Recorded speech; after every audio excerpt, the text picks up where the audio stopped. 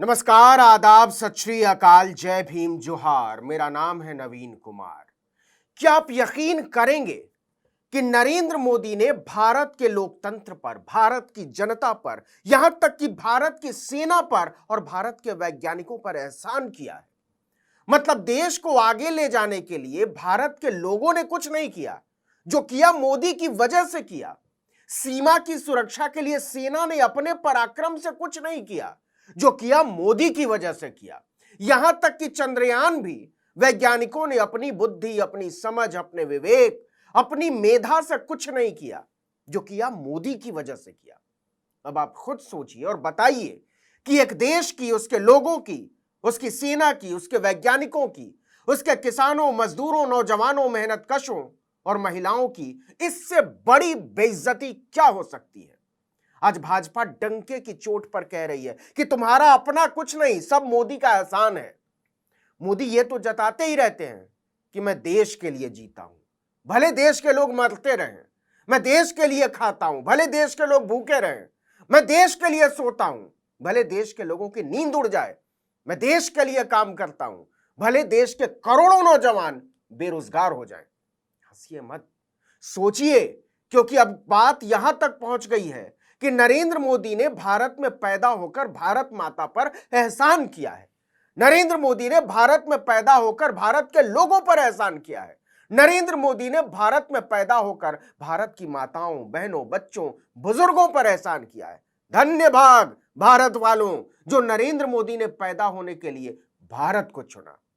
और भारत पर मोदी के एहसान की बात कोई छुटभैया नेता नहीं, जैन धर्म के महान उपासक साक्षात अमित भाई शाह कर रहे हैं कि भारत वालों, उपकार मानो जो मोदी तुम्हारे यहां पैदा हुए। उनके शब्द हैं, भारत भाग्यशाली है कि उसे प्रधानमंत्री मोदी जैसा नेता मिला। समझ रहे हैं आप? कायदा तो यह कहता है कि मोदी को इस देश के लोगों का एहसान मानना चाहिए कि उन्होंने उन पर यकीन किया और अपने मुस्तकबिल, अपने भविष्य के फैसले लेने के लिए उन्हें चुना। और एक बार नहीं, दो दो बार चुना। एहसान तो मोदी को मानना चाहिए कि नोटबंदी में पूरे देश को 2-2 टके के लिए तड़पा देने के बावजूद उन्हें चुना। एहसान तो मोदी को मानना चाहिए कि इस मुल्क के नौजवानों को हर साल 2 करोड़ रोजगार देने के सफेद झूठ के बावजूद उन्हें चुना। एहसान तो मोदी को मानना चाहिए कि हर आदमी के खाते में 15-15 लाख रुपए यूं ही जमा करने के सफेद झूठ के बावजूद उन्हें चुना। एहसान तो मोदी को मानना चाहिए कि किसानों की आमदनी दुगनी करने के फरेब के बावजूद उन्हें चुना। एहसान तो मोदी को मानना चाहिए कि महंगाई दूर करने का झांसा देकर सिलेंडर की कीमत 3 गुनी कर देने के बावजूद उन्हें चुना। नरेंद्र मोदी को इस बात का एहसान मानना चाहिए कि इस देश के पुरखों ने एक ऐसा लोकतंत्र स्थापित किया जिसने उन्हें तमाम झूठ, लफ्फाजियों और जुमलों के बावजूद उन्हें जनादेश लेने का अवसर प्रदान किया। लेकिन अमित शाह कह रहे हैं कि छोड़िए ये सब बातें, हकीकत यह है कि नरेंद्र मोदी ने भारत में जन्म लेकर भारत के लोगों पर उपकार किया है। और इस बात को वो एक बार नहीं, अलग अलग तरह से घुमा फिराकर कई बार कहते हैं। अमित शाह दिल्ली में मेरी माटी मेरा देश अभियान के तहत अमृत कलश यात्रा का उद्घाटन करने पहुंचे थे। आपको याद हो तो खुद प्रधानमंत्री नरेंद्र मोदी ने मेरा माटी मेरा देश अभियान चलाने का ऐलान किया था।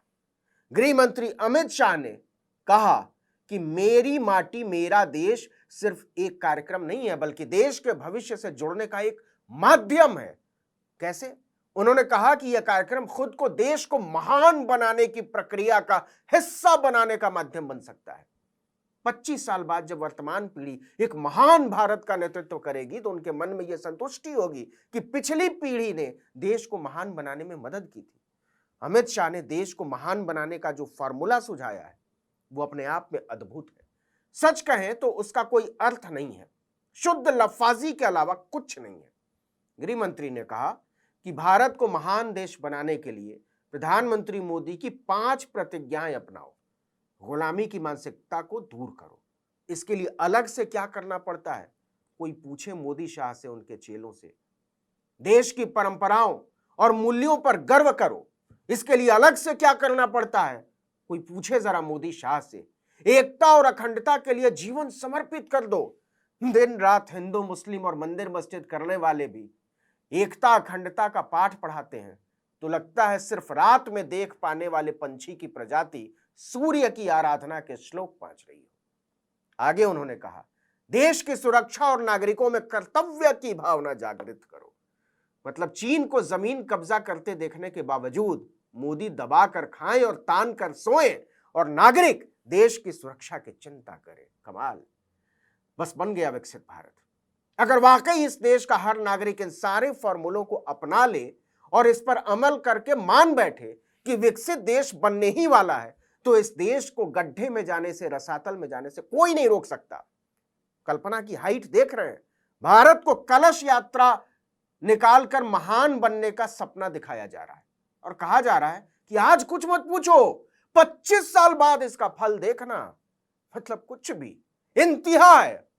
लेकिन इंतहा ये नहीं है साहब, क्योंकि जब तक आप इन ऊल जलूल बकवास और जुमलों पर भरोसा करना नहीं सीखेंगे, तब तक कैसे मानेंगे कि मोदी ने इस देश में पैदा होकर भारत माता पर उपकार किया है। अमित शाह ने भारत की जनता को इतना मूर्ख, इतना जाहिल और निखट्टू समझा है कि खुलेआम कहते हैं भारत भाग्यशाली है कि उसे प्रधानमंत्री नरेंद्र मोदी जैसा नेता मिला, जो देश को दुनिया में प्रथम स्थान दिलाने का मार्ग प्रशस्त कर रहे हैं। बाकियों ने क्या किया? मोदी ने यह एहसान कैसे किया है? शाह कहते हैं प्रधानमंत्री नरेंद्र मोदी के नेतृत्व में आजादी का अमृत महोत्सव के दौरान 2 लाख से अधिक कार्यक्रमों का आयोजन किया गया है, जिसने देशभक्ति की भावना को फिर से जगाया है। यह है मोदी का भारत पर एहसान। लेकिन शाह यही नहीं रुकते साहब। मोदी की शान में वो भारत के लोग को, भारत के लोकतंत्र को, यहां तक कि भारत की सेना और चंद्रयान मिशन के वैज्ञानिकों तक को बेइज्जत करने से नहीं चूकते।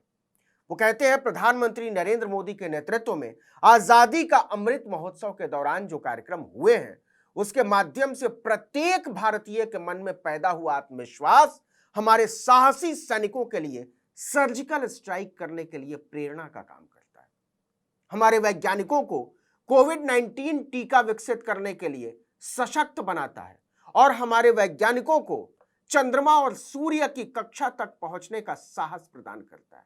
मतलब हमारे सैनिकों ने जान पर खेलकर जो सर्जिकल स्ट्राइक किया, उसके पीछे प्रेरणा देश के लोग, देश का संविधान, देश का लोकतंत्र नहीं, मोदी थे।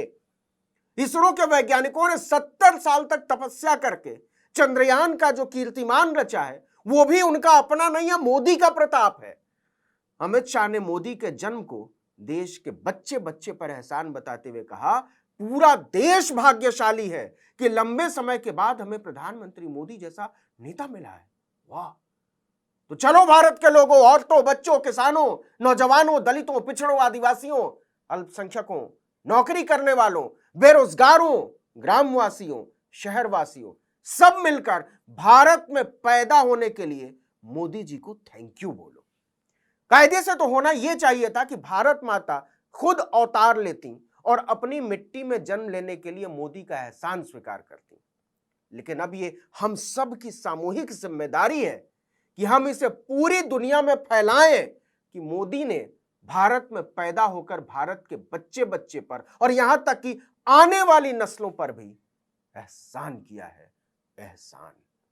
इस वीडियो में इतना ही, लेकिन अगर आपने आर्टिकल 19 इंडिया को अब तक सब्सक्राइब नहीं किया तो फौरन कीजिए, बेल आइकॉन दबाइए, घंटी जैसी आकृति लाइक कीजिए और कमेंट करके बताइए हमारा वीडियो आपको कैसा लगा। यूट्यूब पर देख रहे तो हमारे चैनल को सब्सक्राइब कीजिए, फेसबुक पर देख रहे तो हमारे पेज को लाइक कीजिए, इंस्टाग्राम पर हमें फॉलो कीजिए और हमारा ट्विटर हैंडल है आर्टिकल 19_इंडिया और मेरा ट्विटर हैंडल है नवीन जर्नलिस्ट। आप मुझे भी फॉलो कर सकते हैं।